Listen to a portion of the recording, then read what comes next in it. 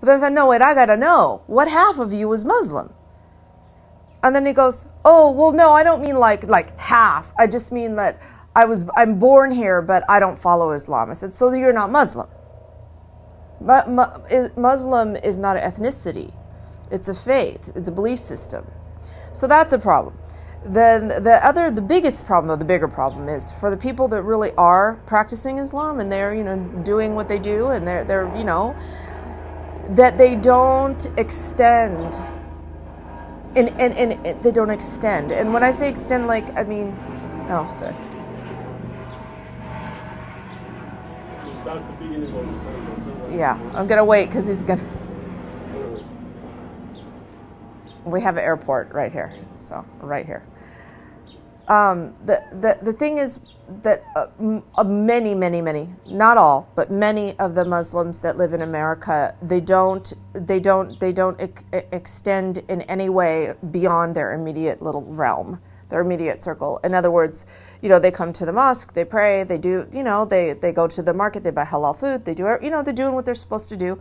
But when they go out in the street, they don't look at anybody. They don't smile. If you see them in the market, and I talk to the sisters all the time because I feel the sisters are the sisters. I love you all. Don't get me wrong, but that the big burden falls on the sisters when it's in public because we are easily identifiable.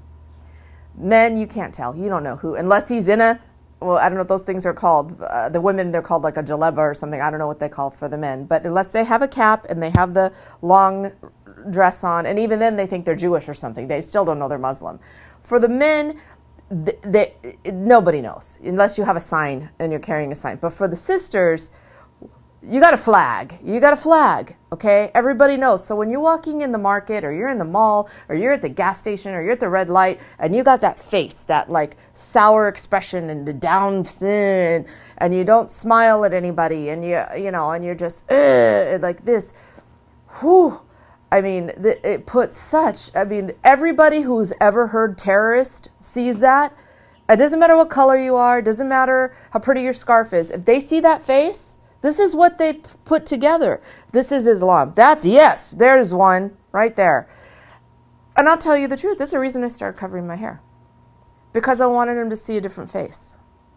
I wanted him to see a different face. And somewhere I read, I don't know who read it or where I read it. I can't remember, but it stuck with me. And every time I get dressed, every day I hear it in my head.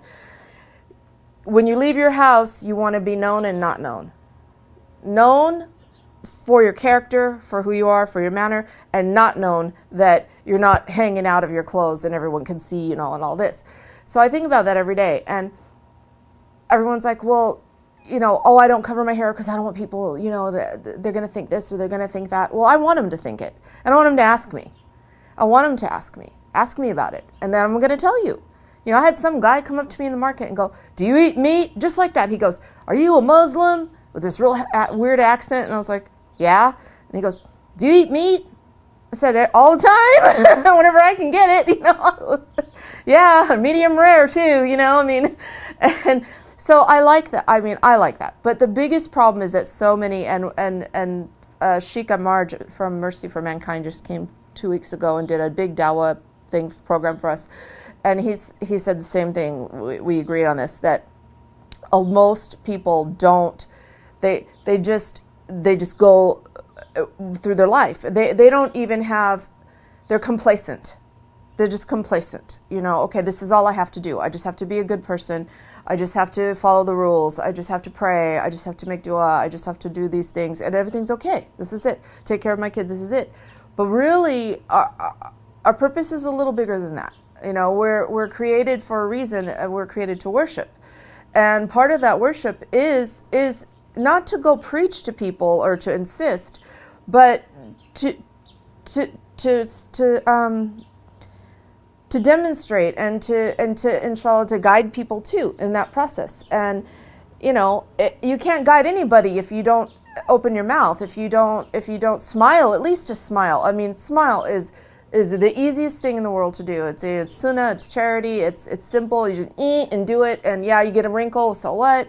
But that's it. And yeah, so now Now, everyone that comes through the door, we kind of push that on our group of sisters. Like, be aware when you're at that red light and you're sitting there scowling because you're late, and someone looks over at you. They see the scarf on your head. Don't like give them that face. You smile, or wave at them, or let them go before you. Let them go before you. Really, is it going to make a difference? Do you have to block them so they can't come out of the light's only, yeah, I understand the light's only green for 2 seconds, and then you got to wait 5 minutes again for it to be green again. But just let them go.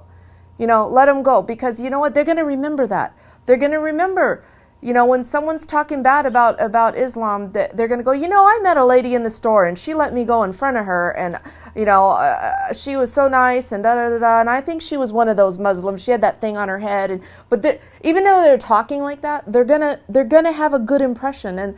And this is how you make good relationships, no matter what your religion is. If you want to make friends with your neighbors, that's how you do it. And it doesn't matter where you're from. I mean, I don't know. I mean, we're ambassadors. We're ambassadors. We are the ambassadors, and until people realize that, that's the problem. No. Nobody knows. Half of America does not know anything about Islam, and the other half that does know knows just what they see on TV. And of the ones that know stuff from the TV, maybe a very small percent actually know people that are Muslim. And then again, then who is the Muslim that they know? That's the other thing. So those of us that we got to do something. We have to do something. We don't need to go preach on the corner, but we need to, when we leave our driveway and the neighbor's out there watering, we need, hey, how are you? Lawn's looking good. Anything, just any small little gesture. And that to me is the biggest problem. The terrorism, the news, all this stuff. If every single Muslim person made just a small little extended, just reach just a little bit, not go save the world, just make a friend with your neighbor, take them their paper.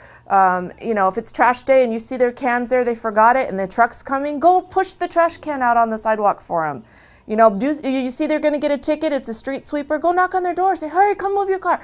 I mean, just any little small thing, extend yourself, be a good Muslim. Be what you're supposed to be. Help.